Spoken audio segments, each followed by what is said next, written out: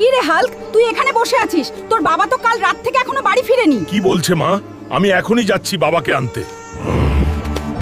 আরে বাবা কোথায় গেল এত রাতে?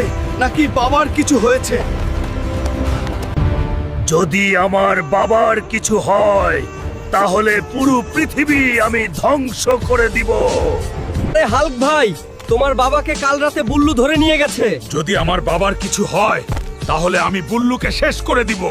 আরে বুল্লু, তুই আমার বাবাকে ছেড়ে দে। তোর বাবা আমার কাছ থেকে 1,00,000 টাকা নিয়েছিল, এখনো দেয়নি, তাই বেঁধে রেখেছি। বাবা হাল্ক, আমাকে মাফ করে দে। তোর বোনের বিয়ের জন্য আমি 1,00,000 টাকা নিয়েছিলাম, আমাকে এখান থেকে নিয়ে যা। এরা খুব খারাপ লোক। এখন 1,00,000 টাকা আমি কোথায় পাবো? কোনো কাজ করলেও তো কেউ দিবে না। বাবার এক বন্ধু লালু ভাইয়ের কাছে গিয়ে দেখি। লালু আঙ্কেল, দয়া করে আমাকে 1,00,000 টাকা দিন, বাবাকে বাঁচাতে হবে। আমার কাছে কোনো টাকা হবে না, তুমি যাও এখান থেকে। শুনেছি পাশের গ্রামে নাকি কুস্তি খেলা হইতেছে, যে জিতবে তাকে 1,00,000 টাকা দেওয়া হবে। আমি খেলবো আর জিতবই।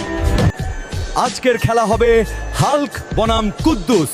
কে বিজয় হবে কমেন্টে বলে যাও। বন্ধুরা, তোমরা ভিডিওতে লাইক করে চ্যানেলটা সাবস্ক্রাইব করে দাও, তাহলে আমার শরীরে শক্তি চলে আসবে আর আমি বাবাকে বাঁচাতে পারবো। প্লিজ।